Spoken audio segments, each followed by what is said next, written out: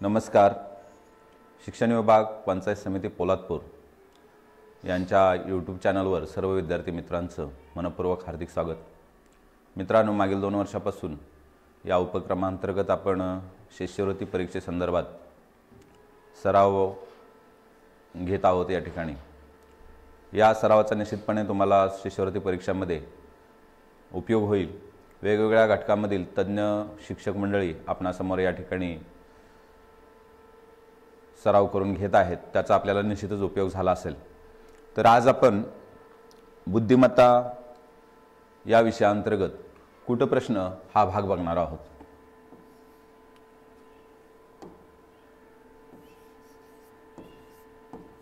कूटप्रश्न. आता मुळात बुद्धिमत्ता विषय काय आणि त्यामध्ये कूटप्रश्न हा भाग काय हे आपण सुरुवातीला थोडंसं बघूया. मुलांनो, मराठी असो किंवा इंग्रजी असो किंवा गणित असो, ह्या विषयांना एक निश्चित अशी रचना असते. त्या विषयांचे निश्चित असे काही नियम असतात, काही पद्धती असतात. या पद्धतींना आणि नियमांना धरून आपण त्या प्रश्नावरील त्या विषयामधील प्रश्नांची उत्तरं देत असतो. परंतु बुद्धिमत्ता हा विषय असा आहे की ह्याला निश्चित अशा कोणत्या सीमारेषा नाहीत. अनेक अंगांनी याचा विस्तार झालेला आहे आणि त्यातलंच एक अंग म्हणजे कूटप्रश्न असा आहे. आता या कूटप्रश्नामध्ये आपणासमोर एक समस्या मांडलेली असते आणि त्या समस्यांचं कोणतंही आपल्याला निश्चित सूत्र नसतं, परंतु त्या प्रश्नाचं योग्यपणे आकलन करून घेऊन नेमकं आपल्यासमोर काय समस्या ठेवलेली आहे ती समजून घेऊन त्या प्रश्नाच्या उत्तरापर्यंत आपल्याला पोहोचायचं असतं. यासाठी निश्चित असा कोणता नियम नसतो, परंतु फक्त हा प्रश्न सोपा असतो, पण तो तुम्हाला कितपत समजलेला आहे यावरती त्या प्रश्नाचं उत्तर अचूकपणे तुम्हाला काढता येईल की नाही हे ठरतं. म्हणजे सर्वात महत्त्वाचं कूटप्रश्न या घटकामध्ये काय असेल तर ते आहे प्रश्न समजून घेणं. तर बघूया मग आता आपण पहिला प्रश्न सोप्या प्रश्नाने सुरुवात करूया. बघा, प्रश्न आहे, एका रांगेत मनोजच्या डावीकडे 13 व उजवीकडे 17 मुले उभी आहेत. तर याच रांगेत मध्यभागी उभ्या असलेल्या सुजितचा नंबर किती? या ठिकाणी प्रश्नचिन्ह आहे. आता बघा, प्रश्न वाचताना एका दमात आपल्याला संपूर्ण प्रश्न वाचायची गरज नाही, कारण एका दमात जर सगळा प्रश्न वाचला तर तो प्रश्न आपल्याला समजेलच असं नाही. मग आपण काय केलं पाहिजे? आपण एक एक वाक्य वाचलं पाहिजे. एक एक वाक्य वाचून ते आपण काय केलं पाहिजे? समजून घेतलं पाहिजे. मग बघूया आता पहिल्या वाक्यात काय, एका रांगेत मनोजच्या डावीकडे 13. म्हणजे इथपर्यंत आपण वाचलं, इथपर्यंत आपल्याला काहीतरी सांगितलेलं आहे. जे सांगितलेलं आहे त्याची आपण काय करूया? मांडणी करून घेऊया. म्हणजे असा कोणीतरी मनोज आहे, त्याच्यासाठी आपण यम हे अक्षर घेऊया, यम फॉर मनोज. आणि या मनोजच्या काय सांगितलंय? डावीकडे 13. आत्तापर्यंतच्या सरावानं तुमच्या लक्षात आलंच असेल की डावी बाजू म्हणजे आपण ज्यावेळी फळ्याकडे बघतो किंवा आपण ज्यावेळी आपल्या पेपरकडे बघतो त्यावेळी आपली जी डावी असेल ती डावी समजायची आणि आपली जी उजवी असेल ती उजवी बाजू समजायची. ही डावी बाजू आणि मनोजच्या इकडची जी बाजू आहे ती उजवी बाजू, असं आपण स्पष्टपणे विभाजन केलं. आणि आता काय सांगितलंय? डावीकडे 13 मुलं आहेत. मनोजच्या डावीकडे किती आहेत? 13 मुलं आहेत. मनोजच्या डावीकडे 13 मुलं आहेत. आपण या ठिकाणी त्याची मांडणी करून घेतली. पुढच्या वाक्यात काय सांगितलंय बघूया. व उजवीकडे 17 मुले उभी आहेत. आता ही मनोजची उजवी बाजू आहे. ह्या उजव्या बाजूला किती मुलं आहेत? 17 मुले उभी आहेत. तर मग काय सांगितलं? याच रांगेत मध्यभागी कोण उभा आहे? सुजित उभा आहे. जिथं कुठं सेंटर येत असेल तर त्या ठिकाणी, आता इकडे 13 आहेत, इकडे 17 आहेत, म्हणजे सेंटरला मनोज तर नाही आहे. ही गोष्ट आपल्या समोर स्पष्ट झाली पाहिजे. म्हणजे सेंटरला दुसराच कोणीतरी उभा आहे, तो कोण आहे? सुजित आहे. आणि या सुजितचा आपल्याला नंबर किती आहे ते विचारायला सांगितलेलं आहे. आता विचारलेला आहे. आता या ठिकाणी सुजितचा नंबर किती तो उजवीकडून किंवा डावीकडून असं काही विचारलेलं नाही. ज्यावेळी आपल्याला कोणतीही बाजू विचारलेली नसते त्यावेळी डावी बाजू हीच बाजू समजायची, कारण आता या ठिकाणी कोणतीही बाजू विचारलेली नाही. मग मनोजचा मध्यभागी उभे असलेला सुजितचा नंबर कितवा विचारले? तो उजवीकडून विचारलेला नसून डावीकडून विचारलेला आहे. कारण ज्यावेळी बाजू दिलेली नसते त्यावेळी डावी बाजू का समजायची? कारण आपण देवनागरी भाषा म्हणजे मराठी असेल किंवा इंग्रजी असेल, हिंदी असेल, या सर्व भाषा आपण काय करतो? डाव्या बाजूने लिहायला सुरुवात करतो. म्हणजे पहिला प्रेफरन्स जो आहे तो डाव्या बाजूला द्यायचा आहे. ज्यावेळी बाजू दिलेली नसेल त्यावेळी आपण डाव्या बाजूने मोजायचं. मग आता मध्यभागी सुजित उभा आहे आणि याचा नंबर किती आहे ते विचारलेला आहे. मग आता सर्वप्रथम या प्रश्नामध्ये या रांगेत एकूण किती मुलं आहेत हे आपल्याला बघावं लागेल. बघा, या रांगेमध्ये मनोजच्या डावीकडे 13 मुलं आहेत, मनोजच्या डावीकडे 13 मुलं आहेत आणि उजवीकडे 17 मुलं आहेत. आता हे 17 आणि 13 यांची बेरीज करताना मनोजला विसरायचं नाही. मनोजला या 13 मध्ये किंवा 17 मध्ये घेतलाय की नाही याची पहिल्यांदा खात्री करून घ्यायची. मग आता आपल्याला असं सांगितलंय का मनोज 13वा आहे असं म्हटलंय का? नाही. मनोजच्या डावीकडे 17 आहेत म्हणजे त्यामध्ये मनोजला मोजलेलं नाही आणि मनोजच्या उजवीकडे 17 आहेत म्हणजे यामध्ये देखील मनोजला मोजलेलं नाही. मनोजच्या बाजूला असलेली मुलं मोजलेली आहेत, डाव्या बाजूला आणि उजव्या बाजूला मनोज मोजलेला नाही. म्हणजे या 13 आणि 17 मध्ये मनोज एक मिसळायचा आणि त्यांची जर बेरीज केली तर या रांगेत 31 मुले आहेत. 31 मुले या रांगेमध्ये आहेत आणि या 31 मुलांच्या रांगेमध्ये हा सुजित जो आहे ना तो मध्यभागी उभा आहे. मग आता 31 रांगांचा मध्यभाग काढताना काय करायचं आहे? 31 विषम संख्या आहे. विषम संख्येचा मध्यभाग काढताना मध्यभागी असलेला क्रमांक काढताना आपल्याला कोणतीही अडचण यायला नको. कारण काय, यातून 1 वजा करायचा, आले 30, 30 मधले 30 ला 2 भागायचं कारण त्याचे 2 भाग करायचे आपल्याला. इकडं 15 आले, इकडं 15 आले आणि ह्या बाजूला 15 आले. हे 15 15 30 मुलं आणि मधला जो कोण आहे तो 31वा. मधला जो कोण आहे तो 31वा. मध्ये कोण उभा आहे? सुजित. म्हणजे सुजितचा जो क्रमांक आहे तो कितवा आहे? 31वा. या ठिकाणी 32 पर्याय झालेला आहे, 31 करूया. मधला सुजितचा जो क्रमांक आहे तो आहे 31वा क्रमांक. समजलं? आलं या प्रश्नाचं उत्तर? चला, सोपा प्रश्न होता. जर तुम्ही सराव केला तर हा प्रश्न तुम्हाला किंवा कोणतेही प्रश्न सरावाशिवाय हे सुटणं शक्य नाही. आपल्या मेंदूला हे प्रश्न सोडवण्याचं आपण वळण लावलं पाहिजे. प्रश्न जर आपण यापूर्वी कधी बघितले नसतील तर निश्चितपणानं परीक्षेमध्ये आपल्याला हे प्रश्न सोडवता येणार नाहीत. जितक्या जास्त प्रश्नावर आधारित तुम्ही सराव कराल, सातत्यानं डाव्या आणि उजवी बाजू कोणती येते, मग मोजायचं कसं, कुठल्या बाजूने मोजायचं, कसं मोजायचं, ह्या गोष्टींचा सातत्यानं सराव केला तरच परीक्षेमध्ये आपल्याला हे प्रश्न सुटू शकतात. प्रश्न सोपे असतात आणि सहजासहजी आपल्याला मार्क देऊन जातात. फक्त आपली मेहनत किती आहे या प्रश्नांवरची त्यावरती सगळ्या गोष्टी अवलंबून आहेत. यामध्ये कोणतीही गोष्ट पाठ करायची नाही, लक्षात ठेवायची नाही, सूत्र नाही, नियम नाही, काही सुद्धा नाही. फक्त आपली बुद्धी चालवायची, समज आपली किती आहे ते वापरायची आणि या प्रश्नांवरती आपल्याला गुण मिळवायचे आहेत. पुढचा प्रश्न बघूया. बघा, एका रांगेत अनुष्काच्या पुढे 12व्या स्थानावर.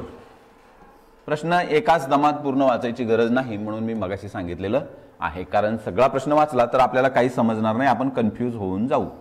इथपर्यंत प्रश्नाचा एक भाग पडला. जी माहिती दिलेली आहे त्या माहितीची आपण काय करूया, मांडणी करून घेऊया. एका रांगेत अनुष्काच्या पुढे 12व्या स्थानावर कोणीतरी अनुष्का आहे, तिच्यासाठी आपण ए हे अक्षर वापरूया. ह्या अनुष्काच्या पुढे, पुढे म्हणजे डाव्या बाजूला, पुढे म्हणजे कुठल्या बाजूला? डाव्या बाजूला. कारण ही लाईन जी आहे ती आपण सर्वसाधारणपणे आपल्याला पेपर सोडवताना आपल्या सोयीसाठी ही लाईन डाव्या बाजूने सुरू होते. सुरुवात लाईनची जी आहे, कोणती ओळ असेल, रांग असेल, त्याची जी सुरुवात आहे ती डाव्या बाजूने सुरू होते असं आपण गृहीत धरायचं. आणि सगळी मुलं ह्या डाव्याच बाजूला बघतायत हे देखील आपण गृहीत धरायचं. जोपर्यंत स्पष्ट उल्लेख केलेला नाही की डाव्या बाजूला बघतायत की उजव्या बाजूला बघतायत तोपर्यंत आपण ते डाव्याच बाजूला बघतायत. डावी बाजू आहे ती मोस्ट प्रेफर करायची आहे. मग अनुष्काच्या पुढे 12व्या स्थानावर म्हणजे हिच्या पुढे 12व्या स्थानावर कोणीतरी उभा आहे आणि त्या उभ्या असलेल्या प्रदीप उभा आहे. अनुष्काच्या पुढे 12व्या स्थानावर उभ्या असलेल्या प्रदीपचा म्हणजे हा प्रदीप आहे तो अनुष्काच्या पुढे 12व्या स्थानावर उभा आहे. या अनुष्का आहे, तिच्या पुढे जो प्रदीप उभा आहे तो 12व्या स्थानावर उभा आहे आणि या प्रदीपचा क्रमांक शेवटून 16वा आहे. म्हणजे अनुष्कापासून 12वा आहे परंतु लास्ट पासून इकडे जो या लाईनचा एंड आहे त्या एंड पासून 16वा क्रमांक आहे. म्हणजे या ठिकाणी अनुष्का आहे आपण समजूया. म्हणजे अनुष्का पहिली असेल तर हा 12वा आहे. म्हणजे अनुष्कापासून प्रदीप पर्यंत एकूण 12 मुलं उभे आहेत. एकूण किती मुलं उभी आहेत? 12 मुलं उभी आहेत. अनुष्का पहिली असेल तर हा 12वा आहे आणि अनुष्काच्या पुढे जो लाईनचा जो शेवट होतो इथून हा जर पहिला पकडला तर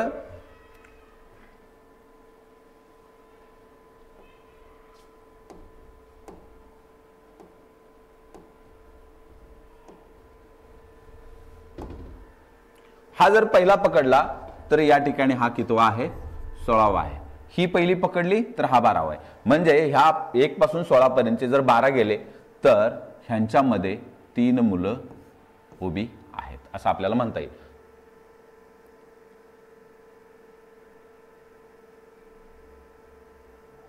यांच्यामध्ये 3 मुलं उभी आहेत, कारण नाही 3 नाही 2 मुलं उभी आहेत, कारण अनुष्का जी आहे ती 4थ्या क्रमांकावर येते. अनुष्का कितव्या क्रमांकावर येते? 4थ्या क्रमांकावर येते, कारण 12 क्रमांक इकडे गेलेले आहेत. आता फक्त 4 क्रमांक पुढे गेलेले असले पाहिजे.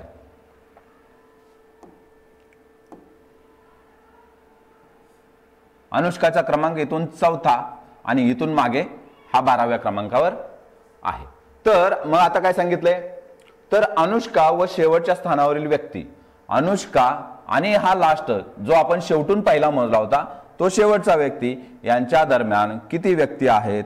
तर यांच्या दरम्यान या ठिकाणी आपल्याला दिसतंय 2 व्यक्ती आहेत. प्रश्नाचं योग्य उत्तर 2 आहे. म्हणजे प्रश्नाची मांडणी, प्रश्नाची रचना आपण कशी करतो त्यावरच सर्व काही अवलंबून आहे. प्रश्न जास्त वाचून घेत आणि जास्त समजून घेत बसण्याचा प्रयत्न करायचा नाही. एक एक वाक्य वाचायचं, जितकं समजलंय त्याची रचना करून घ्यायची आणि मग पुढे जायचं. प्रश्न सोपेच असतात, आपल्या समजण्यावरती ते अवलंबून असतं. पुढचा प्रश्न बघूया. एका रांगेत रवी 18व्या स्थानावर उभा आहे. रवी व राज यांच्या दरम्यान 9 मुलं उभी आहेत. ठीक आहे, बघूया आता याची मांडणी करून घेऊया. रवी उभा आहे. सुरुवातीपासून रवी कितव्या स्थानावर आहे? 18व्या स्थानावर कोण आहे? रवी उभा आहे. ओके, 18व्या स्थानावर रवी उभा आहे. पुढे काय सांगितलंय? रवी आणि राज यांच्यामध्ये 9 मुलं आहेत. हा रवी आहे, तो सोडायचा. यांच्या दरम्यान, यांच्या काय सांगितलंय? रवी आणि राज यांच्या दरम्यान. दरम्यान हा शब्द महत्वाचा आहे. या दरम्यान म्हणताना दरम्यान जर शब्द आला असेल तर या रवीला त्यामध्ये मोजायचा नाही आणि राजला देखील मोजायचा नाही. इन बिटवीन ऑफ बोथ, दोघांच्या मध्ये, म्हणजे कडेचे दोघं सोडून त्या दोघांच्या मध्ये आलेले फक्त मोजायचे आहेत. या रवी आणि राज यांच्यामध्ये किती मुलं आहेत? 9 मुलं आहेत. आणि या ठिकाणी काय केलेलं आहे? हा राज आलेला आहे, इथं रवी आहे. ठीक आहे, रवी आणि राज यांच्यामध्ये 9 मुलं आहेत. ही एवढी आपण मांडणी करून घेतली. पुढे काय झालंय? राज रांगेच्या मध्यभागी उभा आहे. राजचा जो नंबर आहे ना तो रांगेच्या मध्यभागी आहे, तो मिडलला आहे किंवा तो सेंटरला आहे. राज रांगेच्या मध्यभागी आहे, तर रांगेत एकूण किती मुले आहेत असा प्रश्न आपल्याला विचारलेला आहे. तर आता राज मध्यभागी आहे. इथपर्यंत आपल्याला जेवढं सांगितलेलं होतं तेवढी आपण मांडणी करून घेतली. आता रवी 18व्या क्रमांकावर आहे आणि रवी आणि राज यांच्यामध्ये 9 मुलं आहेत. म्हणजे किती झाली? रवी पासून राज पर्यंत 27 मुलं झाली. ही 18 आणि 9 27 मुलं झाली आणि राज जो आहे तो 28वा आहे. राज कितवा आहे? 28वा आहे. मग इकडे 27 आहेत आणि राज काय सांगितलंय? मध्यभागी आहे. म्हणजे राजच्या मागे देखील किती मुलं आहेत? 27 मुले राजच्या पाठीमागे देखील आहेत. बरोबर, कारण राज मध्यभागी आहे. रवी 18वा आहे. रवी आणि राज यांच्यामध्ये 9 आहेत. म्हणजे 18 आणि हे 9 27 झाली. राज 28वा आहे. राज 28वा आहे म्हणजे राजच्या पुढे 27 आहेत आणि राजचं सेंटर मध्यस्थान आहे. मग पुढे 27 असतील तर मागे देखील 27 मुलं असली पाहिजेत. मग रांगेत एकूण किती मुलं असतील?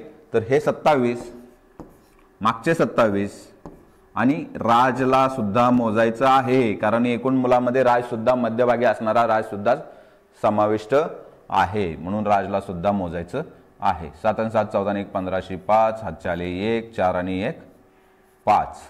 रांगेत एकूण किती मुलं झाली? 55 मुलं त्या रांगेमध्ये आहेत. समजलं? ठीक आहे, पुढचा बघूया प्रश्न.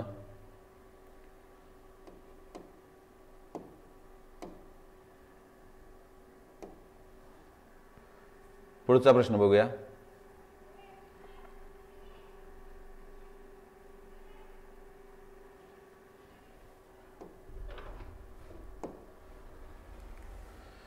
एका रांगेत राजेंद्र मध्यभागी उभा आहे. चला, राजेंद्र मध्यभागी उभा आहे. बघूया, आपण जे दिले ते मांडून घेऊया. ही रांग आहे, ह्या रांगेत मध्यभागी कोण आहे? राजेंद्र उभा आहे. ठीक आहे, मध्यभागी असून त्याचा क्रमांक पण 23वा दिलेला आहे. याचा नंबर कितवा आहे? 23वा. आता 23वा क्रमांक मध्ये येतोय, म्हणजे 23व्या क्रमांकाच्या पुढे हा जो 23वा क्रमांक आहे त्याच्या पुढे 22 माणसं असणार आहेत आणि ह्या क्रमांकाच्या मागे 23 क्रमांकाच्या मागे इकडे पुन्हा 22 माणसं असणार आहेत. म्हणजे इकडे 22 आहेत, इकडे 22 आहेत आणि 23वा जो कोण आहे तो मध्यभागी आलेला आहे. पुढे काय सांगितलंय? याच रांगेत डावीकडून 25व्या क्रमांकावर, आता डावीकडून 25वा, डावीकडून म्हणजे समोरून, हा 23वा आहे. हा जो राजेंद्र आहे तो 23वा आहे. त्याच्यानंतर दुसऱ्या स्थानावर, ह्या 25व्या स्थानावर काय आहे? 25व्या स्थानावर काय आहे? 25व्या क्रमांकावर उभ्या असलेला विश्वास, हा विश्वास उभा आहे. 25व्या क्रमांकावर विश्वास उभा आहे. विश्वास कितीव्या क्रमांकावर उभा आहे? 25व्या. तर त्याचा उजवीकडूनचा नंबर किती हे विचारलेलं आहे. विश्वासचा उजव्या बाजूने नंबर किती विचारले. आता आपल्या लक्षात आलं असेल, ह्या रांगेत जो राजेंद्र मध्यभागी उभा होता त्या राजेंद्रच्या डाव्या बाजूला 22, उजव्या बाजूला 22, म्हणजे 22 आणि 22 झाले, 22 प्लस 22 किती झाले? 44, आणि त्यामध्ये राजेंद्र 1, अशी एकूण मिळून 45 मुलं उभी होती. बरोबर ना? या रांगेत एकूण 45 मुलं उभी होती. आता त्यामध्ये 25व्या क्रमांकावर विश्वास उभा आहे की नाही? 45 मुलांमध्ये 25व्या क्रमांकावर विश्वास उभा आहे. म्हणून काही मुलं काय करतात? 45 मधून 25 वजा करतात. तसं करायचं नाही. 45 मधून ह्या विश्वासला मोजायचं आहे ना आपल्याला. 25वा जो नंबर आहे त्याला आपल्याला मोजायचा आहे. त्यामुळे 25 वजा करायचा नाही. 25च्या मागचा या ठिकाणी जो 24 आलेला आहे, 24वा विद्यार्थी आहे, त्या 24व्या विद्यार्थ्याला आपल्याला मोजायचं नाही, 25व्याला मात्र मोजायचं आहे. म्हणून काय करायचं? ह्या 45 एकूण मुलांमधून हा 24 क्रमांक वजा करायचा, कारण 24 विद्यार्थी आपल्याला त्या रांगेतले मोजायचे नाहीत, कारण त्याचा उजवीकडून क्रमांक विचारलेला आहे, ह्या बाजूने क्रमांक विचारलेला आहे, इकडून क्रमांक विचारलेला आहे, म्हणजे शेवटून क्रमांक विचारलेला आहे असं आपण म्हणू शकतो. या 25 विद्यार्थ्यांपैकी मागचे जे 24 आहेत, म्हणजे पुढचे जे 24 आहेत ते 24 कमी केले. 25व्या क्रमांकाच्या विश्वासला आपल्याला मोजायचा आहे. मोजायचं असल्यामुळे त्याचा जो क्रमांक आहे तो नाही वजा करायचा. यांची जर वजाबाकी केली तर ती 21 येते.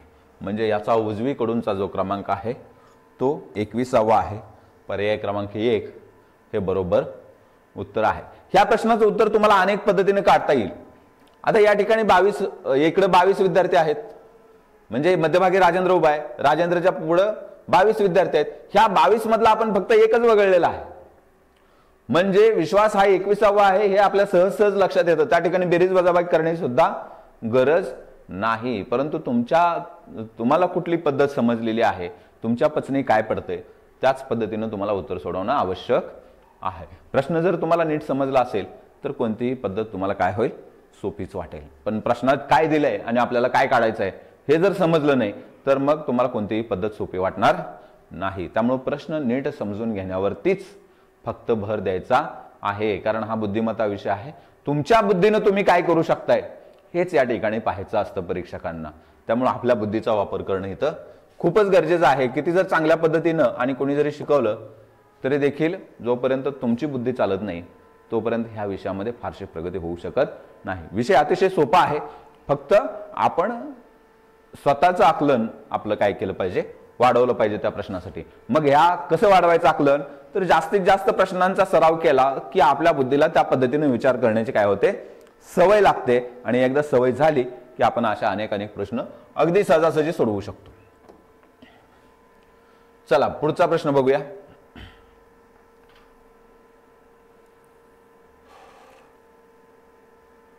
आणखी दुसरी महत्वाची गोष्ट तुम्हाला सांगायचं म्हणजे आजच्या स्लाइडमध्ये सगळे प्रश्न यापूर्वीच्या प्रश्नपत्रिकेमध्ये विचारलेलेच घेतलेले आहेत.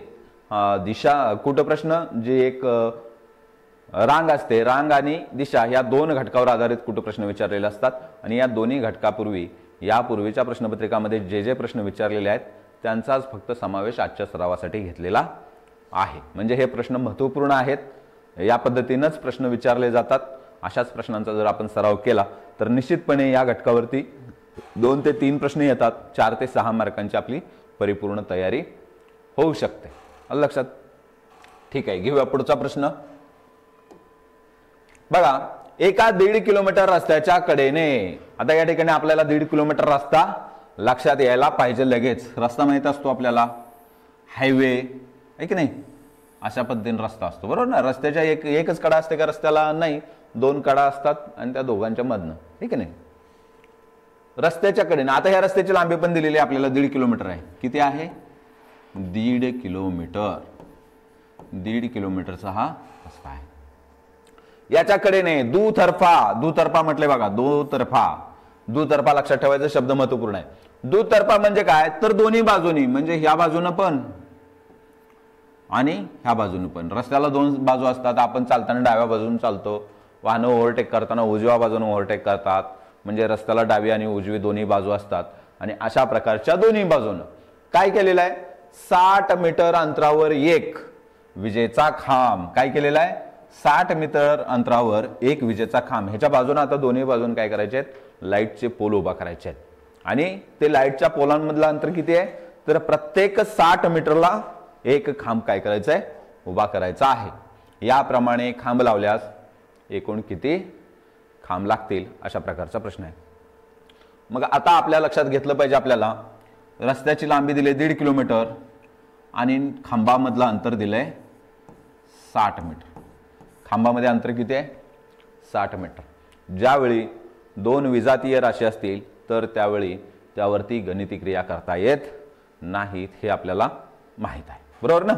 म्हणजे या ठिकाणी किलोमीटर आणि मीटर यामध्ये काय आहे? आपल्याला दोघांचं रूपांतर कोणत्या तरी एकाच युनिटमध्ये करून घेणं आवश्यक आहे. एक तर तुम्ही मीटरला किलोमीटर करा किंवा किलोमीटरला मीटरमध्ये करा. आणि सर्वसाधारणपणे मोठ्याला लहान करणं सोपं असतं, पण लहानाला मोठं करणं खूप कठीण काम असतं. त्यामुळे लहानाला मोठं करण्याचा प्रयत्न करायचा नाही, मोठ्यालाच काय करायचं? थोडंसं छोटं करायचं.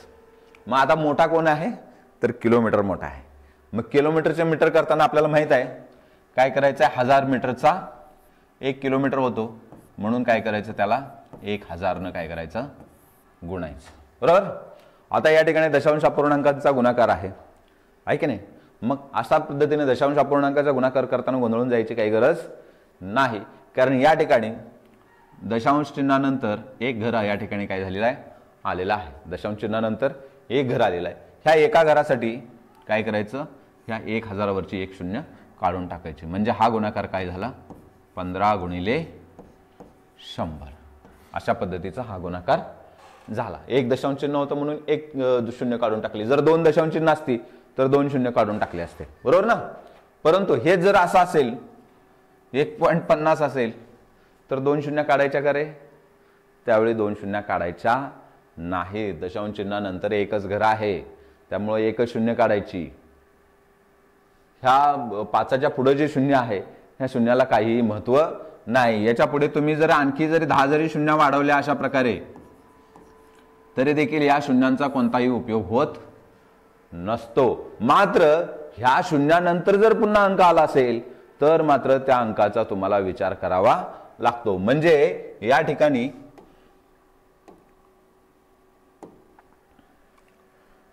जर असं आलं असतं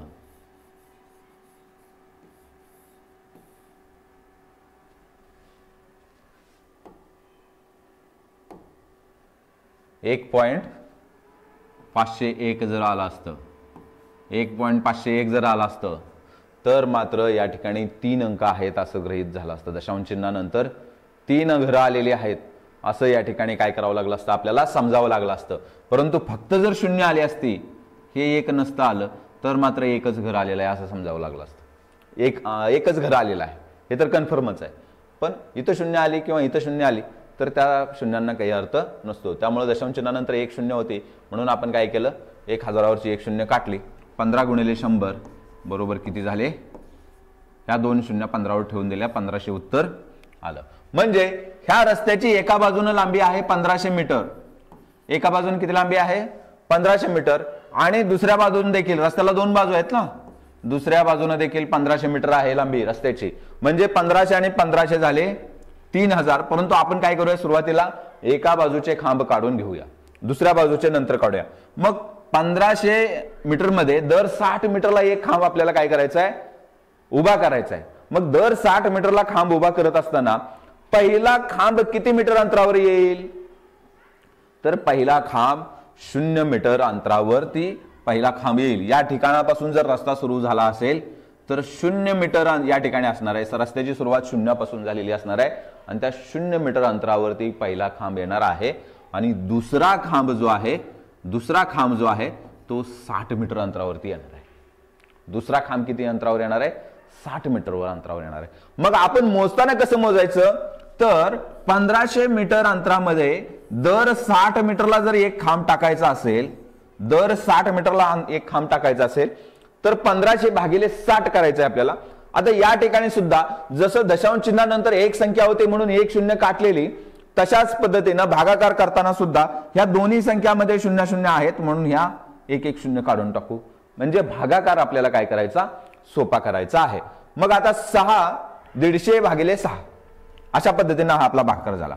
मग 6 दुने 12, 3 उरले, वरून 0 घेतले, इथं झाले 30 आणि 6 पंचे 30. म्हणजे 1500 मीटर अंतरामध्ये 60 मीटरला एक, याप्रमाणे 25 खांब बसतायत. पण ते कधी, ज्यावेळेस 60व्या मीटरला पहिला खांब उभा करू तेव्हा. या ठिकाणी मात्र 0व्या मीटरला पहिला खांब उभा केलेला आहे. त्या 0 मीटरचा आपल्याला, त्या 0 मीटरवरच्या खांबाचा यामध्ये काय करावा लागेल, आपल्याला समावेश करावा लागेल.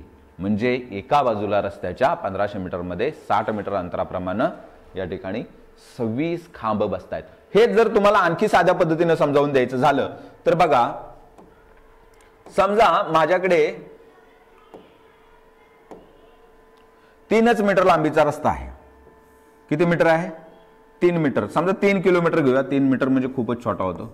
हा रस्ता जो आहे तो 3 किलोमीटर लांबीचा आहे आणि मला दर 1 किलोमीटरला एक दगड उभा करायचा आहे. दर किती, दर 1 किलोमीटरला, 1 किलोमीटरला एक दगड उभा करायचा आहे, ज्याच्यावर आपण लिहिलेलं असतं की बाबा महाड किती राहिलं किंवा पोलादपूर किती अंतर आहे.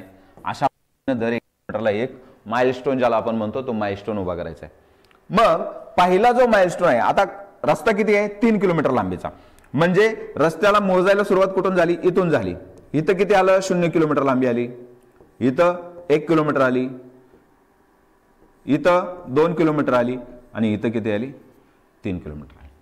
मग आता आपल्याला काय करायचं आहे, दर 1 किलोमीटरला एक माइलस्टोन उभा करायचा आहे.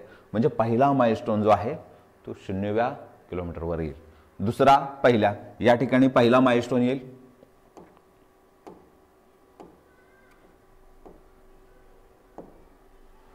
या ठिकाणी कितवा येईल, पहिला माइलस्टोन येईल.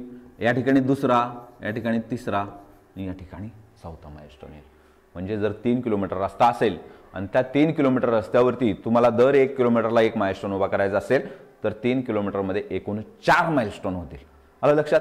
त्याच पद्धतीनं 1500 मीटर अंतरावरती दर 60 मीटरला एक खांब उभा करायचा असेल तर 25 खांब बसतील, परंतु त्यामध्ये 0व्या मीटरचा एक खांब आपल्याला काय करावा लागेल, मिळवावा लागेल. म्हणून 25 अधिक 1 बरोबर 26 खांब एका बाजूला बसतील. आता या ठिकाणी दुतर्फा या शब्दाला आपण अंडरलाईन केले, म्हणजे हे एका बाजूचे झाले. दुतर्फा म्हणजे 2 बाजूचे, म्हणून 26 गुणिले 2 बरोबर 52 खांब या रस्त्यावरती बसणार आहेत. किती खांब बसणार आहेत, 52. अशा प्रकारचे अनेक प्रश्न येतात. एक दोरा काय केला, 5 ठिकाणी कापला तर त्याचे तुकडे किती होतील, अशा पद्धतीने. किंवा 5 तुकडे एकत्र जोडायचे तर किती काट्या मारावे लागतील. असे अनेक प्रश्न आपल्याला ह्या पॅटर्नवर आधारित परीक्षेमध्ये विचारलेले आहेत. त्याचे प्रश्न आपण आता वेळ नाही, परंतु पुस्तकातून काय करायचं, आपण त्या प्रश्नांचा अधिकचा सराव करायचा. जर काय अडचण आली तर निश्चितपणे या YouTube चॅनलवरचे व्हिडिओ पुन्हा पुन्हा पहा. तुमच्या सहजगत्या या प्रश्नांचा सराव होऊन जाईल, तुमच्या लक्षात येईल.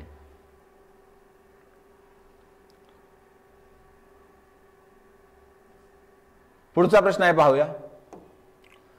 एका रांगेत कविताचा सुरुवातीपासून 28वा. इथपर्यंत आपण वाचलं, त्याची मांडणी करून घेऊया. सगळा प्रश्न एकदम लक्षात येणार नाही. आलं लक्षात? मग बघूया. कविता आहे आणि तिचा सुरुवातीपासून म्हणजे डाव्या बाजूपासून ही जी कविता आहे तिचा डाव्या बाजूपासून 28वा नंबर आहे. आणि काय सांगितलंय, शेवटून 32वा आहे. शेवटून कितवा आहे? 32वा. शेवटून म्हणजे आता या बाजूने पकडलं पाहिजे, उजव्या बाजूनं. इकडून कितवा आहे? इकडून ही कविता आहे ती 32वा, म्हणजे ह्या बाजूने ती 32वी आहे. म्हणजे यावरून आपल्या काय लक्षात आलं, कविता 32वी आहे म्हणजे तिच्या समोर 31 मुलं आहेत, आणि इकडून 28वी आहे म्हणजे तिच्या समोर 27 मुलं आहेत. बरोबर ना? सुरुवातीपासून 28वा आहे म्हणजे कविताच्या समोर 27 जण आहेत, आणि शेवटून 32वा आहे म्हणजे तिच्या मागे 31 मुलं उभी आहेत. आलं लक्षात? याच रांगेत मध्यभागी असलेल्या सुवर्णाच्या, आता यावरून आपल्याला मध्यभाग काढावा लागणार आहे, कारण मध्यभागी असलेल्या सुवर्णाचा क्रमांक आपल्याला या ठिकाणी दिलेला नाही.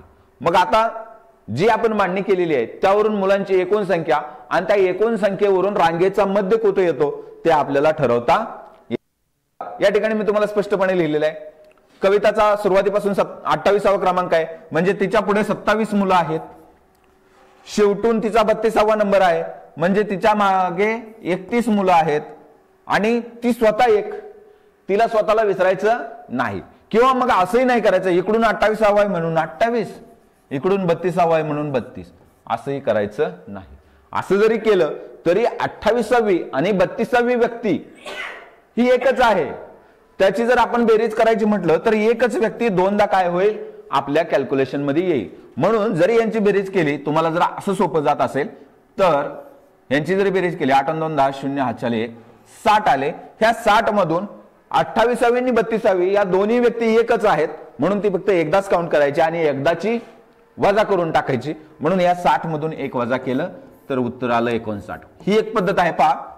आणि दुसरी पद्धत अशी आहे की कविताचा सुरुवातीपासून 32वा आहे म्हणजे तिच्या पुढे 31, म्हणजे सुरुवातीपासून 28वा आहे म्हणून तिच्या पुढे 27, आणि शेवटून 32वा आहे म्हणून तिच्या मागे 31, आणि प्लस कविता 1. आता आपण यात कविता मोजली नव्हती, मागची 31 मोजली, पुढची 27 मोजली, आणि तिला एक मोजायचं आहे आपल्याला म्हणून ती एक 59. दोन्ही पद्धतीने उत्तर एकच आलं. तुम्हाला कुठली पद्धत अयोग्य वाटते, तुम्हाला कुठली पद्धत पचनी पडते, कुठली पद्धत समजते, ती पद्धत काय करायची आपण वापरायची. आलं लक्षात? पण दोन्हींचं कन्फ्युजन मात्र होऊ द्यायचं नाही. एकाच पद्धतीने कायम सराव करायचा. जर तुम्हाला ही पद्धत योग्य वाटत असेल तर ह्या पद्धतीने सर्व रांगेंच्या प्रश्नावरती ही देखील पद्धत उपयुक्त पडते, ही देखील पद्धत उपयुक्त पडते. ह्यात फक्त एक वजा करायचा आहे कारण दोन्ही बाजूची मुलं आपण मोजलेत आणि त्यात कविताला देखील 2 वेळा मोजलेले आहे. त्यामुळं त्यातून एक वजा करायचा आहे आणि यात कविताच्या मागची आणि पुढची मोजलेली आहेत आणि कविता एक त्यामध्ये काय केलेली आहे ऍड केलेली आहे. त्यामुळं दोन्ही बघायचं. आता 59 विद्यार्थी या रांगेमध्ये आलेले आहेत. प्रश्नाकडे वळूया आपण. रांगेमध्ये किती विद्यार्थी आलेले आहेत? 59 विद्यार्थी आलेले. बरं, रांगेत जर 59 विद्यार्थी आले असतील तर रांगेचा मध्य काढायचा आहे म्हणजे मधला एक वजा करायचा, उरले 58.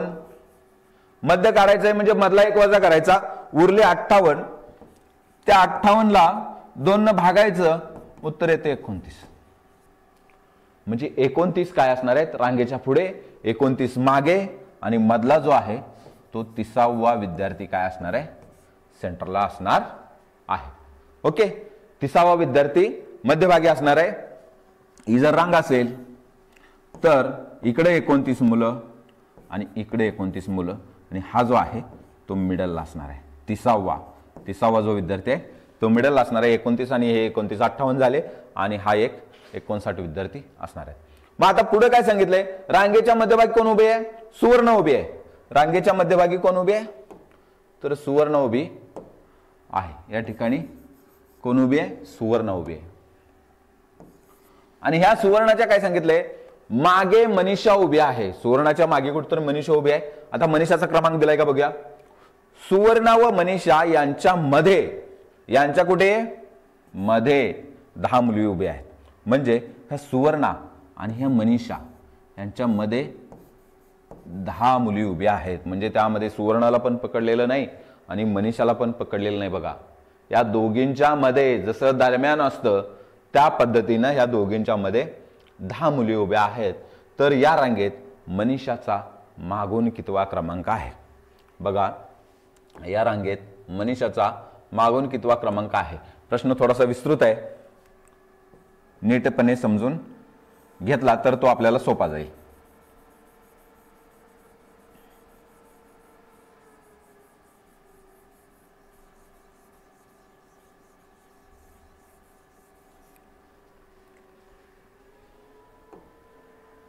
हा, सुवर्णाच्या आणि मनीषाच्या मध्ये 10 मुली उभ्या आहेत.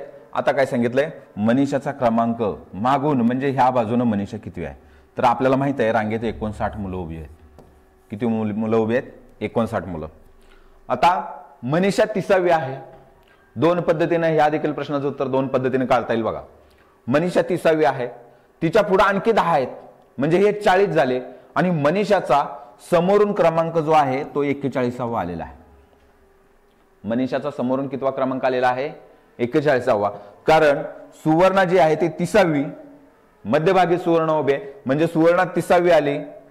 त्याच्यानंतर पुढे 10 मुलं उभी आहेत, त्या दोघींच्या मध्ये मनीषा धरून नाही, मनीषा सोडून त्या दोघींच्या मध्ये आणि सुवर्ण पण धरून नाही, सुवर्ण देखील सोडून सुवर्ण 30वी आहे म्हणजे तो 30 नंबर त्या आता आलेला आहे. आणि त्यानंतर मनीषाच्या आणि सुवर्णाच्या मधली 10 मुलं म्हणजे ही 40 मुलं जी आहेत ती मनीषाच्या मागे उभी आहेत. 40 मुलं म्हणजे मनीषाच्या पुढे. आता आपल्याला लाईनची सुरुवात इकडून म्हणून मागाशी मी सांगितलंय म्हणजे 40 मुलं मनीषाच्या पुढे उभी आहेत. परंतु आपल्याला मनीषाचा मागून क्रमांक विचारलेला आहे, उजव्या बाजूने क्रमांक विचारलेला आहे. 40 मुलं तिच्या पुढे उभी आहेत. ही 41वी आहे. मनीषा कितवी आहे? 41वी आहे. एकूण 59 मुलं आहेत. 59 मुलं आहेत. आता आपल्याला या बाजूने मोजायचं असल्यामुळं डाव्या बाजूची जी काही 40 मुलं आहेत, ह्या डाव्या बाजूची जी काही 40 मुलं आहेत ती आपल्याला मोजायची नाहीत. मनीषापर्यंत आपल्याला मुलं मोजायची जायची आहेत आणि ती उजव्या बाजूने मोजायची आहेत म्हणजे पाठीमागून तिचा क्रमांक मोजायचा आहे. मग जी मोजायची नाहीत, जी 40 मुलं मोजायची नाहीत ती 40 मुलं एकूण 59 मुलांमधून आपण काय केली? वजा केली. एकूण 59 मुलांमधून ही 40 जी मुलं पुढची मोजायची नाहीत ती वजा केली तर उत्तर 19 आलं. म्हणजेच मनीषाचा क्रमांक किती आहे? 19वा क्रमांक आहे. आता आपल्याला इकडून देखील काढता येईल.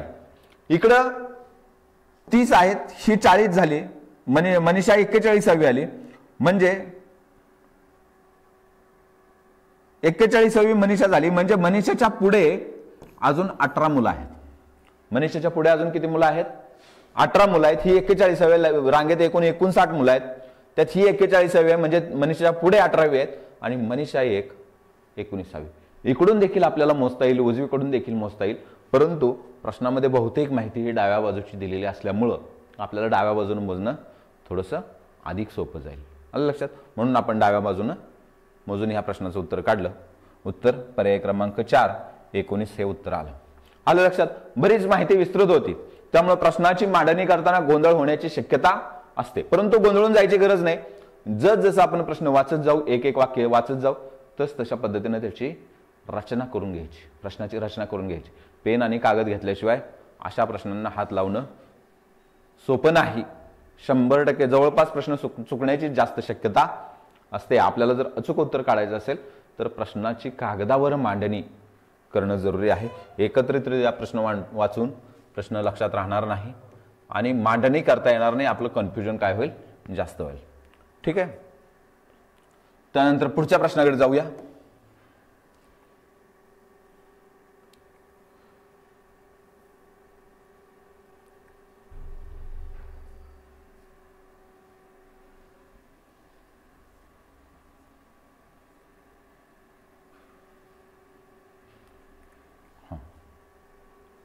ठीक आहे.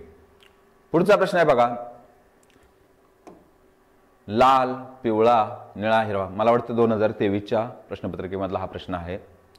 2023च्या म्हणजे मागच्या वर्षीचाच प्रश्न आहे हा. त्यामुळं ह्या प्रकारचे प्रश्न, ह्या पॅटर्नवरचे प्रश्न आता या ठिकाणी रंगांचा सिक्वेन्स दिलेला आहे. काही वेळा असंही विचारलं जातं की इंद्रधनुष्यातील रंगांच्या क्रमाने आहेत. मग इंद्रधनुष्यातील रंगांचा क्रम कोणता असतो तोही आपल्याला लक्षात ठेवायचा आहे. आलं लक्षात. आता या ठिकाणी रंगांचा क्रम दिलेला आहे, त्यामुळे तो प्रश्न येणार नाही. इंद्रधनुष्यातील रंगांचा क्रम आपल्या सर्वांच्या लक्षात असेल अशी अपेक्षा करतो. नसेल तर आपण माहित करून घ्या. तर बघा प्रश्नामध्ये दिलेला आहे लाल, पिवळा, निळा, हिरवा, गुलाबी या रंगाच्या पताका याच क्रमाने लावायच्या आहेत. तर पिवळ्या रंगाची पताका पुढीलपैकी कोणत्या क्रमांकावर येईल. आता या ठिकाणी काही पताका लावलेल्या आहेत. आपल्या शाळेची सजावट चालू आहे आणि पताका लावलेल्या आहेत. या ठिकाणी पहिल्यांदा कोण लावलेला आहे, लाल लावलेला आहे, रेड आपण म्हणूया, पिवळा येलो म्हणूया, निळा ब्ल्यू म्हणूया, हिरवा ग्रीन म्हणूया आणि गुलाबी पिंक. अशा पद्धतीने ओळीनं पताका लावलेल्या आहेत. तर पिवळा पताका ह्यापैकी कुठल्या नंबरवर असणार आहे हे आपल्याला विचारलेलं आहे. म्हणजे पर्यायातूनच आपल्याला उत्तर शोधायचं आहे. ह्याची दुसरी कोणतीही पद्धत न वापरता पर्यायातून येणारी शक्यता आपल्याला काय करायची आहे, पडताळून बघायची आहे. आपण म्हणू की बाबा पिवळा 2 नंबर आलेला आहे, त्याच्या पुढे अजून इथं पुन्हा रेड येईल, रिपीट होऊन काय होईल, इथं पुन्हा रेड येईल, पुन्हा इथं पिवळा येईल, येलो येईल, मग 2 नंबर आलेला आहे. पुढे किती झाला, 3 4 5 6 7 नंबर आलेला आहे. आणि मग या पद्धतीने पुढे आपण वाढवत नेऊ. 7 आणि पुन्हा 5 नंबर नंतर पुन्हा येणार आहे. 7 आणि 5 12 होतील.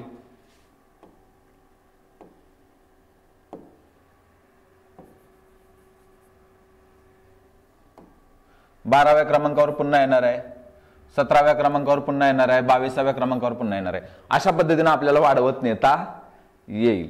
परंतु प्रश्न सोडवण्याची पद्धत काय आहे, तर प्रश्न सोडवण्याची पद्धत अशी आहे की पिवळा हा जो आहे तो पहिल्यांदा दुसऱ्या क्रमांकावर आलेला आहे. पहिल्यांदा येताना तो कितव्या क्रमांकावर आलेला आहे, लाल पहिले आलेला आहे, पिवळा दुसऱ्या क्रमांकावर आलेला. दिलेले जे पर्याय आहेत ना, त्या दिलेल्या पर्यायातून ज्या क्रमांकावर तो रंग आलेला आहे तो क्रमांक वजा करा. आता या ठिकाणी 63 पर्याय दिलेला आहे. 63 या पर्यायामधून मी जर दुसऱ्या क्रमांकावर पिवळा आलेला आहे म्हणून 2 जर वजा केलं तर उत्तर 61 येते. आणि या आलेल्या उत्तराला काय करायचं आहे, जितके रंग आहेत, किती रंग आहेत या ठिकाणी, लाल, पिवळा, निळा, हिरवा आणि गुलाबी 5 रंग आहेत. या 5 न भागायचं. जर निशेष भाग जात असेल तरच त्या क्रमांकावरती तो रंग येईल. म्हणजे काय, जर निशेष भाग गेला, जर बाकी शून्य उरले, निशेष भाग म्हणजे भागाकार किती येतोय त्याला महत्व नाही, बाकी शून्य येते की नाही ते महत्वाचं आहे. निशेष भाग म्हणजे बाकी शून्य येणारा भागाकार. जर बाकी शून्य आली तर 63व्या क्रमांकावर पिवळा. आपण या ठिकाणी कोणत्या रंगाचा विचार करतोय, पिवळ्या रंगाचा विचार करतोय. बाकी जर शून्य असेल तर काय होणार आहे, 63व्या क्रमांकावर पिवळा रंग येणार आहे. आता 61 ला 5 ने भागताना बाकी शून्य येईल का, नाही येणार. आपल्याला माहित आहे 5 ची कसोटी काय आहे, ज्या क्रमांकाच्या एककच्या स्थानी 0 आणि 5 हे 2 अंक असतील त्यांनाच फक्त 5 ने काय होतो, निशेष भाग जातो. इतर कोणत्याही क्रमांकाला निशेष भाग जात नाही. या ठिकाणी 61 ला भागायचं आहे आणि 61 च्या एकक स्थानी 1 आलेला आहे. एकक स्थानी 1 असल्यास 5 ने निशेष भाग जात नाही, त्यामुळे ह्या क्रमांकाला देखील 5 ने निशेष भाग जात नाही. म्हणून 63व्या क्रमांकावर पिवळा रंग येणार नाही. दुसरा पर्याय पडताळणी करून बघूया. 87 आहे. आता या 87 मधून पिवळा 2 क्रमांकावर आलेला आहे म्हणून 2 वजा केलं. पिवळा दुसऱ्या क्रमांकावर आलेला आहे म्हणून 2 वजा केलं. उरलं किती, 85 उरलं. 85 ला एकूण रंग आहेत 5 म्हणून जर 5 न भागलं तर किती उत्तर येते, 5 एके 5 आणि 5 सते 15, 17 पाचे 85. म्हणजे याच्या एकक स्थानी 5 आहेत त्याच्यामुळे याला 5 ने निशेष भाग जातो, बाकी शून्य उरते. आपल्याला माहिती आहे प्रत्यक्ष भागाकार करून बघायची गरज आहे का. 85 भागिले 5, 5 एके 5 उरले येते 3, पुन्हा हे 5 खाली घेतलं, 5 सते 35, 35 मधून 35 वजा केले 0 राहील. या ठिकाणी बाकी शून्य आलेले आहे. मग ज्या ठिकाणी बाकी शून्य येते त्यालाच आपण काय म्हणतो, निशेष भागाकार म्हणतो. म्हणून काय झालं, 87व्या क्रमांकावर निशेष भाग गेलेला आहे म्हणून हे आन्सर काय झालं आपलं, कन्फर्म झालं. 87 हे आन्सर आपलं काय झालं, कन्फर्म झालं. 87व्या क्रमांकावर काय होईल, निश्चितपणानं पिवळी पताका लावलेली असेल. आलं लक्षात. आता जर या ठिकाणी 7 कलर असते तर आपण 7 न भागला असतं. समजा आपल्याला त्या ठिकाणी ग्रीन कितव्या क्रमांकावर येईल असं जर विचारलं असतं तर या ठिकाणी ग्रीन 4थ्या क्रमांकावर आहे, म्हणून काय केलं असतं, जे दिलेले पर्याय आहेत त्यामधून 4 वजा केलं असतं आणि 7 कलर दिले म्हणून आलेल्या उत्तराला 7 न भागलं असतं. आलं लक्षात? पॅटर्न लक्षात ठेवा, ही पद्धत लक्षात ठेवा. कारण यात दुसरं उत्तर काढण्याचं आपण जर असं मांडत गेलो, हे जे मी पहिल्यांदा मांडून दाखवलं होतं, दुसऱ्या क्रमांकावर पिवळा आलेला आहे, नंतर 7व्या येईल, 12व्या येईल, 17व्या येईल, 22व्या येईल, 27व्या येईल, 32व्या येईल, असं 5-5 ऍड करत जाणं म्हणजे ही काय खूप लेंथी प्रोसेस आहे, खूप लांबची प्रोसेस आहे.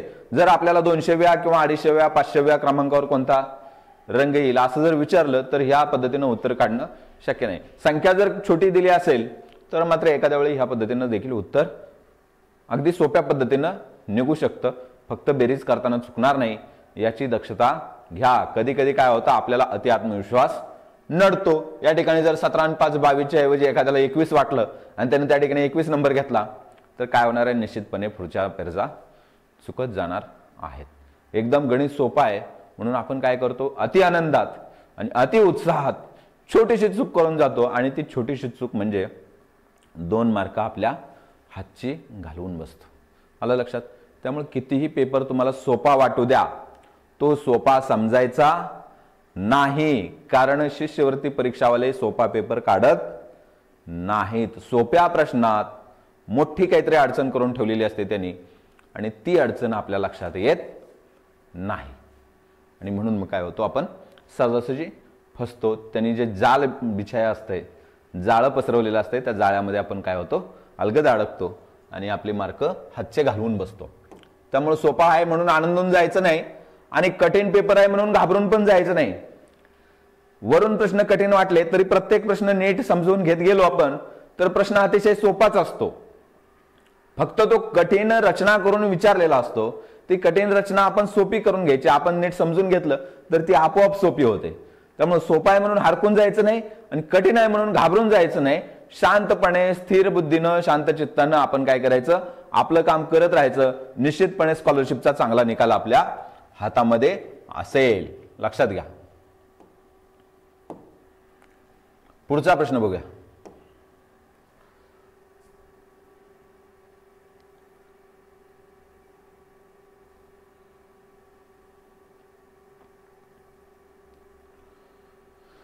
बघा, राहुल काय म्हणतो, एका रांगेत माझ्या पुढे 6 मुलं उभी आहेत. ठीक आहे, आपण मांडून घेऊया. राहुल आहे आणि तो काय म्हणतोय, माझ्या पुढे एका रांगेत किती मुलं उभी आहेत, 6 मुलं उभी आहेत. त्यामध्ये राहुल नाही बरं का, त्याच्या पुढे उभी मुलं आहेत ती, म्हणजे तो 7वा आहे हे आपण समजून जायचं. त्याच्यानंतर काय म्हणतो, माझ्यानंतर 3ऱ्या स्थानावर अमित उभा आहे. आता ही छोटी छोटी स्थानं आहेत ना, ती लवकर लक्षात येत नाहीत. बघा, 3ऱ्या स्थानावर म्हणजे कितव्या स्थानावर, तर आपण थोडंसं आपण अधिकचा वेळ द्यायचा. हे पहिलं स्थान, हे दुसरं स्थान आणि हे 3रं स्थान. 3ऱ्या स्थानावर अमित उभा आहे म्हणजे या राहुलच्या आणि अमितच्या मध्ये ही 2 मुलं उभी आहेत. या दोघांच्या मध्ये ही 2 मुलं उभी आहेत. जितकी आपल्याला रचना सोपी करता येईल तितकी सोपी करून घ्यायची, त्यामध्ये क्लिष्टता आणायची नाही. 3ऱ्या स्थानावर म्हणजे हे राहुल नंतरचं पहिलं स्थान, दुसरं स्थान आणि हे 3रं स्थान. अमितचं स्थान किती आहे, 3रं आहे. ठीक आहे, इथपर्यंत मांडलं. 3ऱ्या स्थानावर अमित उभा आहे. इथपर्यंत आपलं संपलं. पुढे काय झालंय, तर अमित म्हणतो अमित काय म्हणतो, मी कुठं आहे, मधल्या मुलाच्या पुढे लगत उभा आहे. अमित काय म्हणतो, मी मध्ये जो कोण मुलगा उभा आहे त्याच्या लगतच पुढे, म्हणजे त्याच्या जवळच पुढे. आता पुढे म्हणजे कुठे, तर पुढे म्हणजे डावीकडे. मगाशी पण मी सुरुवातीला सांगितलेलं आहे, ज्यावेळी दिशा उजवी बाजू आणि डावी बाजू दिलेली नसते किंवा कुठल्या दिशेला मुलं ती बघतायत रांगेतली हे दिलेलं नसतं, त्यावेळी आपली जी डावी बाजू येते ती डावी बाजू म्हणजेच पुढची बाजू असं समजायचं. ओके, म्हणून मग अमित काय म्हणतो, मी मधल्या मुलाच्या पुढे लगतच उभा आहे, म्हणजे मध्ये जो कोण मुलगा आहे त्याच्या पुढे जवळच आहे, म्हणजे मधला मुलगा आहे तो अमितच्या मागे असणार आहे. ओके, अमित पुढे आहे म्हणजे तो काय असणार आहे, मागे असणार आहे. आणि ह्या मधल्या मुलाच्या जवळच अमित उभा आहे, म्हणजे मधल्या मुलाच्या जवळच, म्हणजे हा जो कोण मिडल आहे त्याच्या जवळच अमित उभा आहे. ओके, आणि आता पुढे काय सांगितलंय, मधल्या मुलाच्या पुढे लगत उभा आहे. तर त्या रांगेत एकूण किती मुले आहेत असा प्रश्न आपल्याला आहे. मग आता एकूण किती मुले आहेत, आता यामध्ये आपल्याला काय दिले, मधला मुलगा दिलाय, मधल्या मुलाचा क्रमांक दिलेला नाही, मधला मुलगा कुठे उभा आहे हे सांगितलेलं आहे. मग मधल्या मुलांचा क्रमांक आपल्याला पहिल्यांदा शोधावा लागेल. मग शोधूया. बघा राहुल काय म्हटला होता, माझ्या पुढे 6 जण आहेत, म्हणजे राहुलच्या पुढचे 6 जण आपण घेतले. ओके, त्यामध्ये राहुल घेतला नव्हता म्हणजे राहुल एक घेतला. त्याच्यानंतर काय, अमित आणि राहुल यांच्यामधले दोघं, आणि त्यामध्ये अमित पण घेतला नव्हता म्हणजे अमित एक. किती झाले बघूया, ह्या मधल्या मुलाच्या पुढचे झाले. जेवढे मधल्या मुलाच्या पुढे असतील तेवढेच मधल्या मुलाच्या मागे पण असणार आहेत. म्हणजे एवढ्या कॅल्क्युलेशन वरून आपल्याला काय कळेल, मधल्या मुलाचा नंबर कळेल, म्हणजे मध्ये कोण जो आहे त्याचा नंबर कळेल. 6 आणि 1 7, 7 आणि 2 9 आणि 1 10. 10 मुलं काय आहेत, हा मधला जो कोण मुलगा आहे मिडलचा, ह्या मधल्याच्या पुढे 10 जण आहेत. ह्या मधल्याच्या पुढे किती जण आहेत, 10 जण आहेत. मधल्याच्या पुढे जर 10 असतील तर मधल्याच्या मागे पण 10च असली पाहिजेत. मागे जर 5 असतील तर त्याला मधला म्हणता येईल का, नाही. जेवढी पुढे आहेत तेवढीच मागे असतील तरच त्याला मधला म्हणता येईल. म्हणजे मागचे 10, पुढचे 10, आणि मागचे आणि पुढचे 10 मोजत असताना मधल्याला विसरायचं नाही. म्हणजे हे 10 हे 10 20 झाले, आणि मधला एक किती झाले, 21. रांगेमध्ये किती मुलं आहेत, 21 मुलं आहेत. परीक्षेला आलेला प्रश्न आहे. प्रश्न सुरुवातीलाच याची जी रचना होती ती महत्वाची होती. राहुलच्या पुढे 6 मुलं उभी आहेत, आणि राहुलच्या मागे अमित जो आहे तो 3ऱ्या क्रमांकावर उभा आहे. म्हणजे राहुल सोडून पहिला, दुसरा आणि 3ऱ्या क्रमांकावर कोण उभा आहे, अमित उभा आहे. 3रा क्रमांक अमितचा आहे. आलं लक्षात. मग 3रा क्रमांक जर अमितचा असेल तर राहुलच्या पुढचे 6, राहुलच्या मागचे 3 आणि राहुल 1, हे झाले 10 मुलं. आणि अमितच्या मागे लगतच कोण आहे, मधला मुलगा उभा आहे. अमितच्या मागे लगतच मधला मुलगा आहे. म्हणजे अमितच्या पुढे जेवढे होते ते सगळे, अमित धरून ते सगळे आपल्याला मोजावे लागतील. जेवढे ते येतात तेवढेच मधल्या मुलाच्या मागे देखील असणार आहेत. मागचे, पुढचे आणि मधले असे मिळून त्या रांगेतील एकूण मुले झालेली असतील. आलं लक्षात. म्हणजे या रांगेत 21 मुलं आहेत.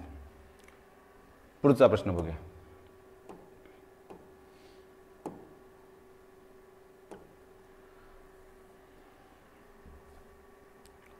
आता हे होते रांगेवरचे प्रश्न. तर या ठिकाणी एक प्रश्न आलेला आहे दिशावर आधारित.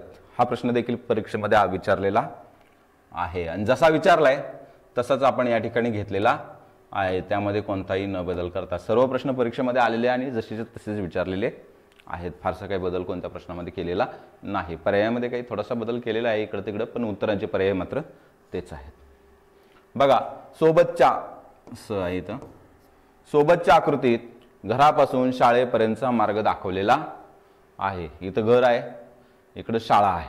आलं लक्षात. आकृती तुम्हाला नीटपणे दिसत असेल, थोडीशी लहान आली आहे परंतु ती जशीच्या तशी आहे. घर आहे आणि शाळा आहे. घरापासून शाळेपर्यंतचा रस्ता दाखवलेला आहे. आता आपल्याला काय सांगितलंय, घरापासून शाळेपर्यंत किती वेळा डावीकडे वळावे लागते. आता किती वेळा डावीकडे वळावे लागते हे ठरवण्यासाठी तुम्हाला थोड्याशा वेगळ्या पद्धतीचा वापर करावा लागेल. थोड्याशा वेगळ्या पद्धतीचा वापर करावा लागेल. बघा आता आपल्याला 4 ज्या मुख्य दिशा आहेत त्या मुख्य दिशा पहिल्यांदा समजून घ्याव्या लागतील, आणि त्या दिशानंतर मग डावी बाजू उजवी बाजू कशा पद्धतीने येते ते आपल्याला लक्षात घ्यावं लागेल. बघा आपण सर्वसाधारणपणे पेपर, आता आपल्याला परीक्षेपुरताच विचार करायचा आहे, फार काही लांबचा विचार करायचा नाही. त्यामुळे परीक्षेच्या दृष्टीने जशा दिशा लक्षात घेणं किंवा बाजू लक्षात घेणं आवश्यक आहे तेवढ्या पुरतच आपण बघूया.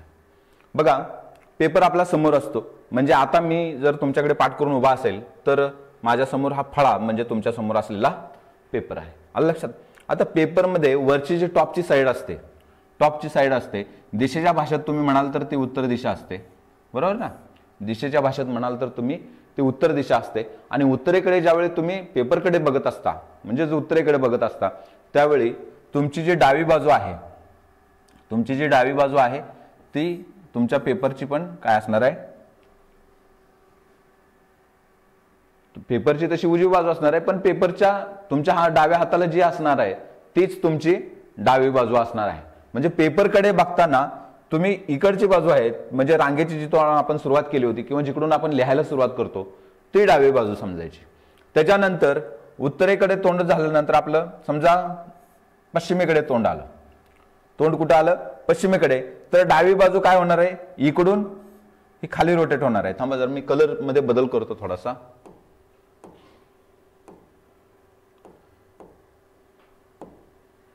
चला, उत्तरेकडे बघत असताना उत्तरेकडच्या दिशा दाखवण्यासाठी हा बाण आहे बघा. हा जो बाण आहे तो तुमची डावी दिशा दाखवतो. त्याच्यानंतर तुम्ही पश्चिमेकडे बघताना हा जो बाण आहे तो तुमची डावी दिशा दाखवतो, डावी बाजू दाखवतो. त्याच्यानंतर तुम्ही दक्षिणेकडे बघत असताना हा बाण तुमची डावी बाजू दाखवतो आणि तुम्ही पूर्वेकडे बघत असताना हा बाण तुमची डावी बाजू दाखवतो. आता या ठिकाणी पहिल्यांदा डावी बाजू, कारण ह्या प्रश्नामध्ये आपल्याला विचारलंय डावी बाजू कोणती.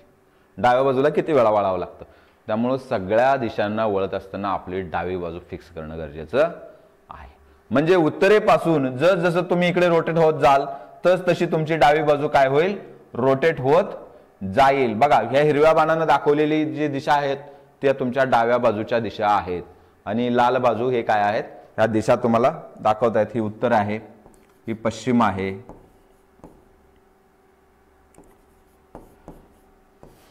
इकडं दक्षिण आहे आणि इकडं पूर्व आहे. या अशा प्रकारची रचना 2-4 वेळा एका कोऱ्या कागदावर करा आणि चांगल्या आणि पक्क्या लक्षात ठेवा ह्या दिशा. म्हणजे काय होणार नाही ऐन परीक्षेच्या वेळेत किंवा परीक्षेच्या दिवशी. कारण कसं असतं, परीक्षेचं एक तर आपल्यावर थोडासा ताण असतो, वेळ मर्यादित असतो, वातावरण गंभीर असतं. त्यामुळे चांगल्या पद्धतीने येत असलेले प्रश्न देखील काही काही वेळा गडबड होण्याची शक्यता असते.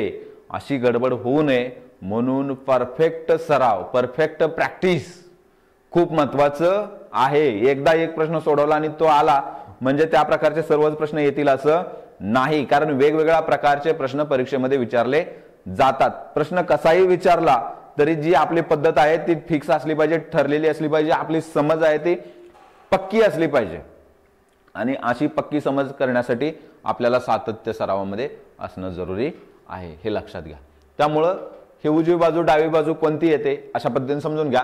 जर डावी बाजू इकडे येत असेल तर उजवी बाजू पलीकडे जात असणार आहे, हे आपल्या लक्षात येईलच. आता सध्या या प्रश्नामध्ये आपल्याला डावी बाजू विचारले, डावी बाजू आपण समजून घेऊ. पहिल्यांदा आपण उत्तरेकडे तोंड करून उभे आहोत, डावी बाजू पश्चिमेला आलेली आहे.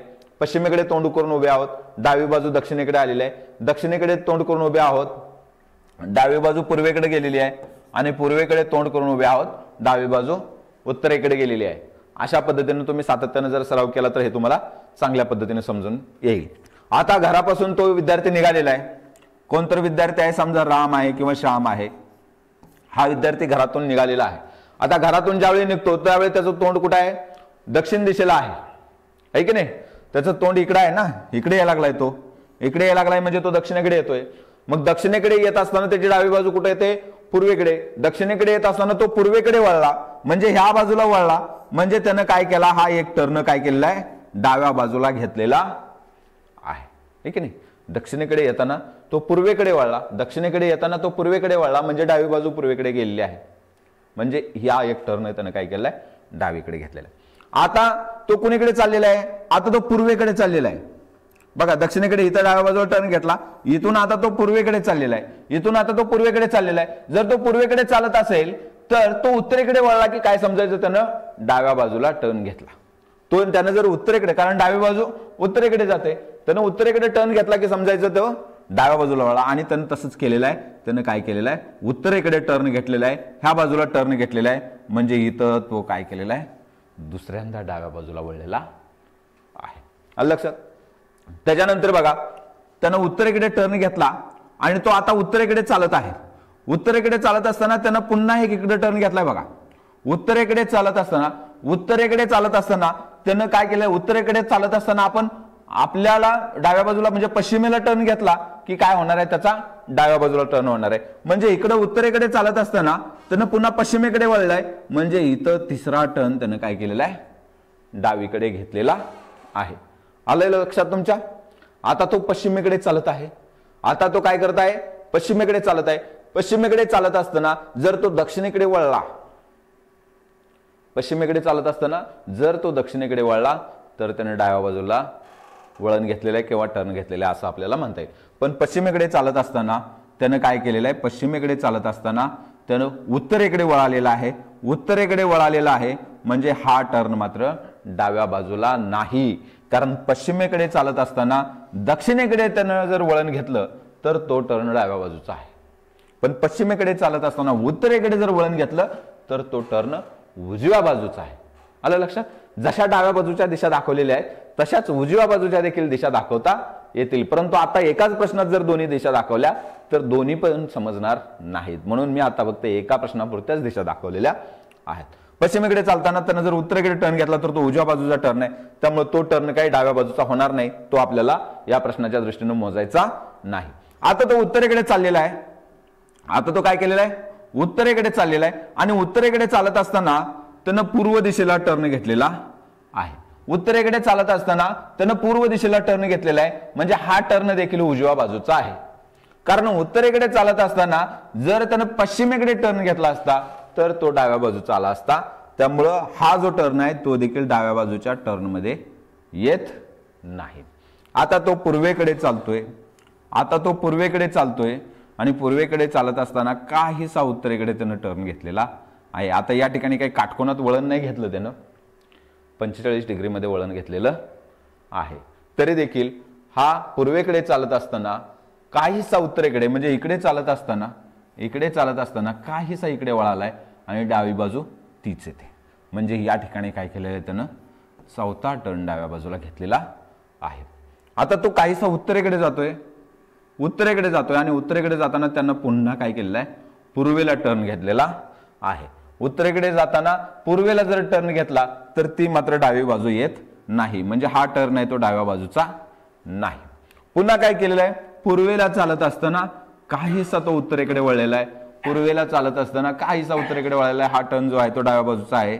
त्यामुळे इथं पाचव्यांदा काय केलेलं आहे, डावीकडे टर्न घेतलेला आहे, वळण घेतलेलं आहे. पर्याय क्रमांक 2 हे या प्रश्नाचं योग्य उत्तर आहे. अशा पद्धतीनं दिशा मांडून घ्या, उजवी डावी बाजू निश्चित करा आणि त्याचा पुन्हा पुन्हा सराव करा. निश्चितपणाने या प्रश्नावरचे 100% शिवाय राहणार नाही. ठीक आहे, पुढचा प्रश्न बघूया.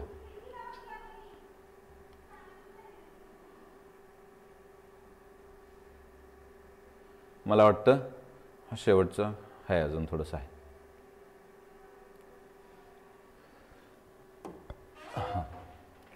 चला पुन्हा एकदा दिशावर आधारितच प्रश्न आहे. रशीद ईशान्य दिशेकडे तोंड करून उभा आहे. आता इथं ईशान्य दिशा आलेली आहे, मुख्य दिशा आणि उपदिशा आपल्याला माहित असल्या पाहिजे. उत्तर शॉर्ट मध्ये लिहितो, दक्षिण, पूर्व, पश्चिम. उत्तर फिक्स आपल्याला माहित असते, नकाशामध्ये बाणाच्या टोकाने जी दिशा दाखवलेली असते ती उत्तर असते आणि ती कागदाच्या वरच्याच बाजूला दाखवते, म्हणजे उत्तर दिशा आपली फिक्स आहे.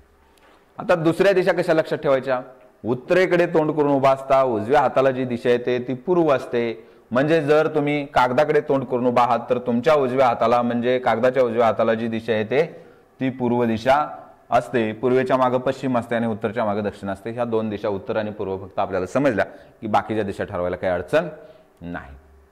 आता ह्या समजल्यानंतर आग्नेय, नैऋत्य, वायव्य, ईशान्य या उपदिशा कशा ठरवायच्या. आग्नेय, नैऋत्य, वायव्य, ईशान्य ह्या उपदिशा कशा ठरवायच्या, तर पूर्व आणि दक्षिण यांच्यामध्ये जी असते ती असते आग्नेय. पूर्व आणि दक्षिणच्या मध्ये आग्नेय असते. त्याच्यानंतर पूर्व आणि पश्चिम आणि दक्षिणच्या मध्ये नैऋत्य असते.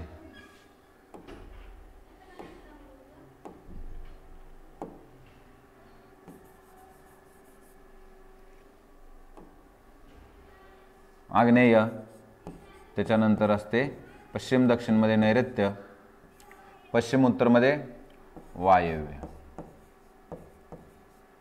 आणि त्याच्यानंतर वायव्य आणि उत्तर पूर्व मध्ये असते ईशान्य.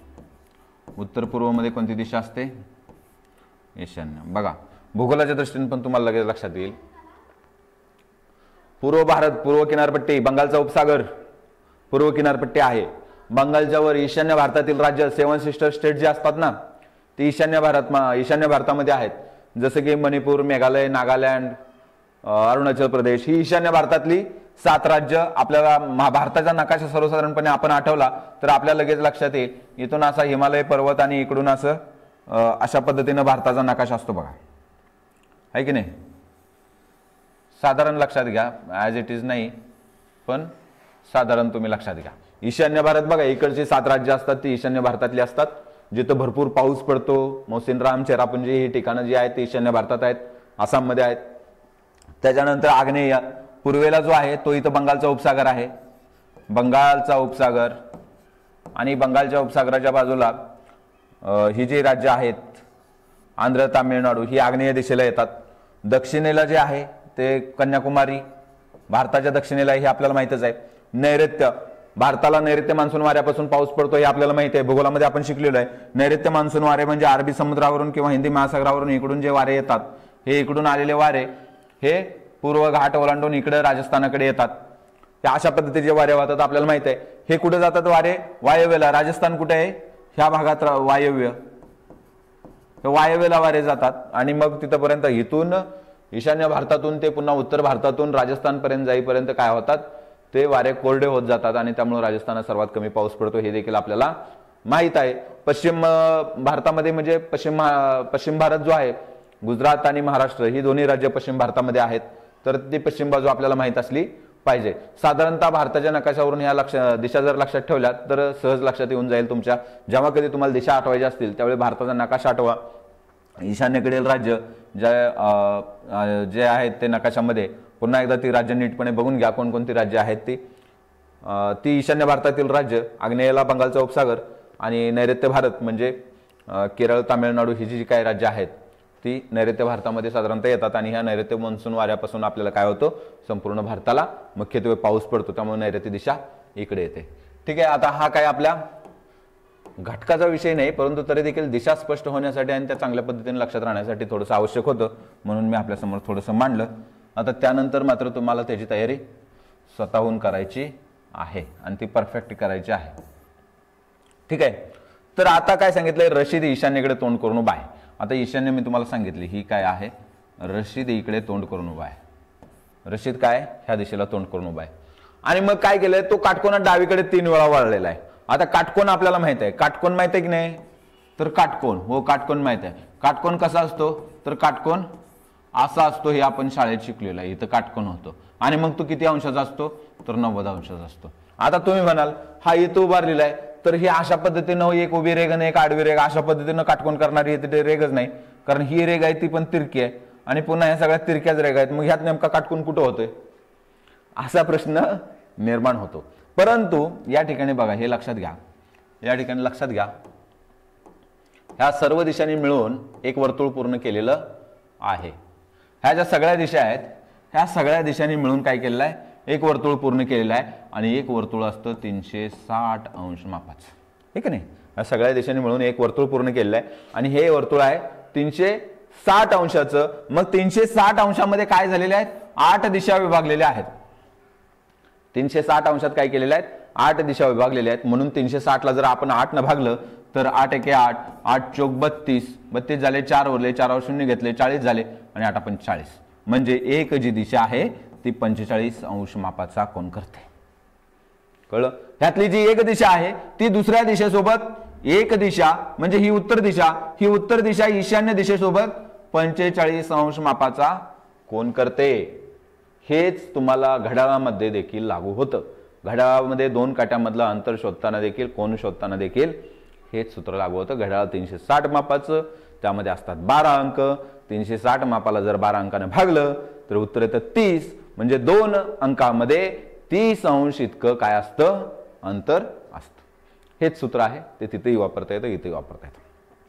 मग आता रशीदनं काय केलेलं आहे, काटकोनात किती वेळा, 3 वेळा. कुठल्या बाजूला, तो काटकोनात डावीकडे 3 वेळा. म्हणजे इथं पण डावी बाजू आपल्याला महत्वाची आहे. म्हणजे तो इकडे उत्तरेकडे तोंड करून उभा आहे, ईशान्येकडे तोंड करून उभा आहे. ईशान्येकडे तोंड करून उभा असताना त्याची डावी बाजू कुठे येणार आहे, हा ईशान्येकडे तोंड करून उभा आहे तर त्याची डावी बाजू म्हणजे इकडची बाजू येणार आहे. डावी बाजू म्हणजे इकडची बाजू येणार आहे, तो काटकोनात डावीकडे 3 वेळा वळलेला आहे. मग काटकोन किती अंशाचा असतो तर 90 अंश मापाचा असतो. एक या ठिकाणी 2 दिशांमध्ये अंतर किती आहे 45 अंश मापाचं अंतर आहे. म्हणजे एकदा काटकोनात वळण्यासाठी त्याला 2 दिशा बदलाव्या लागणार आहेत. एकदा काटकोनात वळण्यासाठी म्हणजे इकडे तोंड करून उभा आहे, ह्या दिशेला उभा आहे, ईशान्येला उभा आहे आणि एकदा काटकोनात वळण्यासाठी त्याला हे एक 45 मापाचं अंतर आणि हे दुसरं 45 मापाचं अंतर त्याला काय करावं लागणार आहे पार करावं लागणार आहे. 2 वेळा 45 45 म्हणजे एकदा जर तो काटकोनात डावीकडे वळला तर तो इथे येणार आहे. तर तो कुठे येणार आहे इथे येणार आहे. दुसऱ्यांदा वळला तर पुन्हा 2 दिशा त्याला पार कराव्या लागणार आहेत, इथे येणार आहे. तिसऱ्यांदा वळला पुन्हा 2 दिशा पार कराव्या लागणार आहेत, इथे येणार आहे. ओके, 3 वेळा काटकोनात आणि तो डावीकडे वळलेला आहे. मग आपण त्याला वळवला 3 वेळा काटकोनात डावीकडे वळवला. मग उत्तर काय काढायला सांगितलंय त्याच्या उजव्या हाताकडील दिशा कोणती, त्याच्या उजव्या हाताकडील दिशा कोणती. आता तो डावीकडे असा असा असा फिरत आलेला आहे, डावीकडे इकडे फिरत आलेला आहे.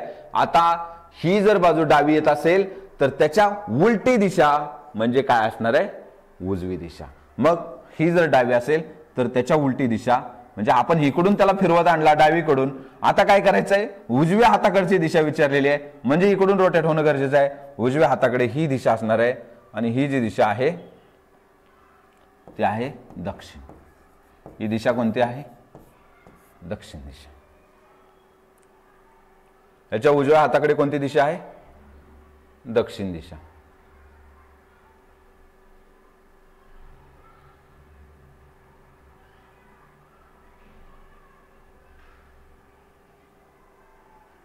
बरोबर आहे, त्याच्या उजव्या हाताला दक्षिण दिशा आहे. मग दक्षिण पर्याय या ठिकाणी नाही, पर्यायामध्ये काहीतरी थोडासा फरक झालेला असतो. आपण या ठिकाणी काय करूया दक्षिणी हे उत्तर काय करूया कन्फर्म करूया. कदाचित पुस्तकामध्ये दिलेला असेल किंवा प्रश्नामध्ये दिलेला असेल परंतु मी लिहिताना तो कदाचित चुकून टाकला नसेल. तर दक्षिण दिशा काय होते त्याच्या उजव्या हाताला येते. कारण 90 अंशाला फिरताना त्याला काय करावं लागतं एकदा फिरताना त्याला 2 दिशा पार कराव्या लागतात. एक दिशा पार करून तो दुसऱ्या दिशेवर येतो कारण एका दिशेमध्ये 45 अंश मापाचा कोन आहे, 2 दिशामध्ये 90 अंश मापाचा कोन होतो आणि त्याला डावीकडे फिरवायचा आहे. तो रशीद ईशान्येकडे तोंड करून उभा आहे, त्याला डावीकडे फिरवायचा आहे. डावीकडे म्हणजे अँटी क्लॉकवाईज डायरेक्शन, डावीकडे म्हणजे अँटी क्लॉकवाईज डायरेक्शन. तो ह्या डायरेक्शन मधनं फिरला 3 वेळा 90 अंशामध्ये फिरताना त्याला काय करावं लागणार आहे 6 वेळा 45 मापात फिरावं लागणार आहे.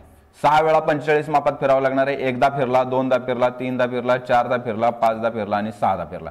6 वेळा 45 मापात फिरणारा 3 वेळा डावीकडे वळला.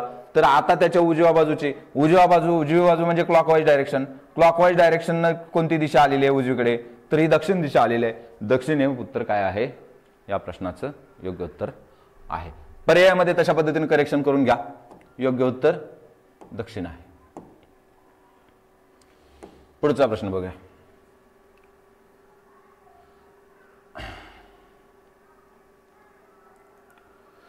शाळेतून घरी जात असताना राजनंदिनीच्या डावीकडे सूर्य मावळत होता. ठीक आहे, आता सूर्य मावळत होता आणि तो डावीकडे म्हणजे या ठिकाणी सुद्धा आपल्याला दिशा शोधावी लागणार आहे. आता राजनंदिनीच्या घरी जाताना काय आहे डावीकडे सूर्य मावळत होता. सूर्य मावळण्याची दिशा कोणती ते आपल्याला माहिती आहे, ते आहे पश्चिम. सूर्य मावळण्याची दिशा आहे पश्चिम.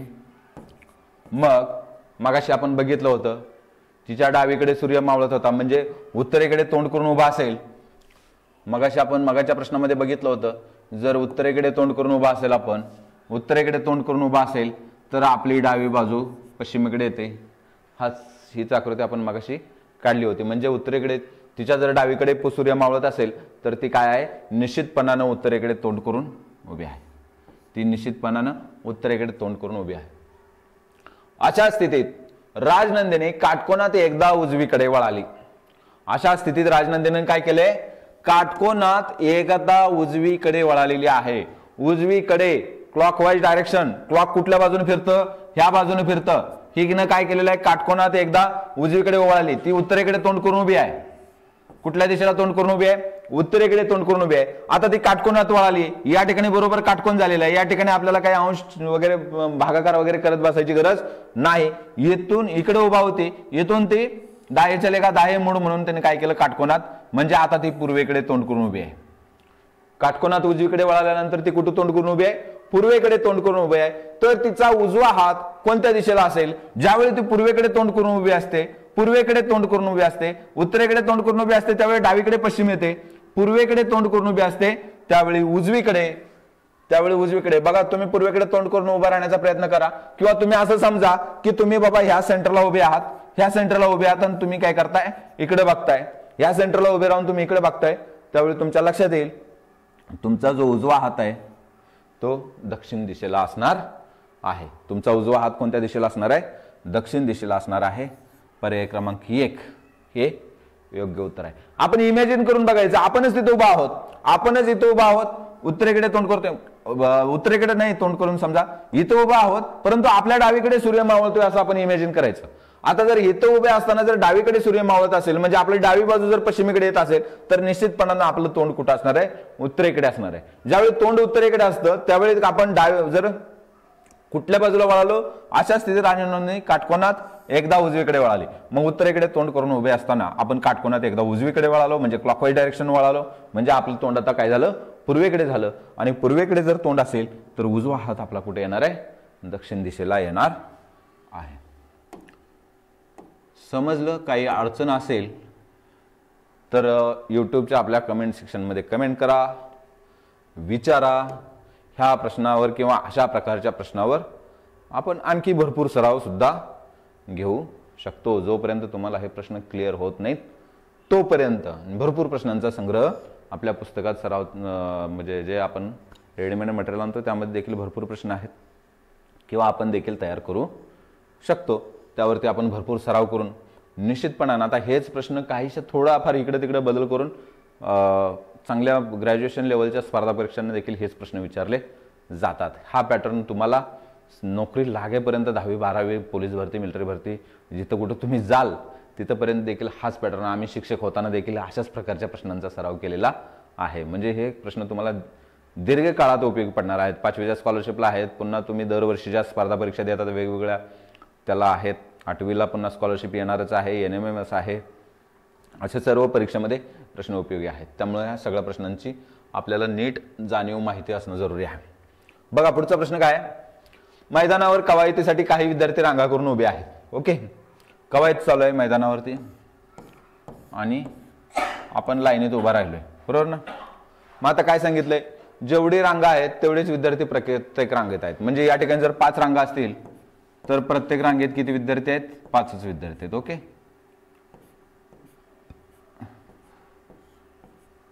5 रांगा असतील तर प्रत्येक रांगेत 5च विद्यार्थी आहेत असं आपण समजूया. सध्या तुम्हाला प्रश्न समजण्यासाठी उत्तर काय आहे ते आपण नंतर बघू, पण जो प्रश्न दिलाय तो पहिला काय करूया, समजून घ्या.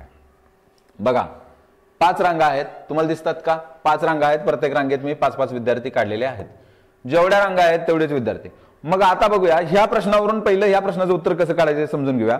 रांगा आहेत 5, किती रांगा आहेत, 1 2 3 4 आणि 5 रांगा आहेत.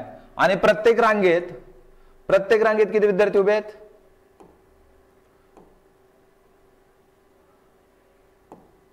प्रत्येक रांगेत किती विद्यार्थी उभे आहेत, 1 2 3 4 आणि 5. ओके, 5 रांगा आहेत, प्रत्येक रांगेत 5 उभे आहेत. म्हणजेच हाच प्रश्न तुम्हाला बुद्धिमत्तेमध्ये दुसऱ्या प्रकारे अशा पद्धतीने विचारला जातो.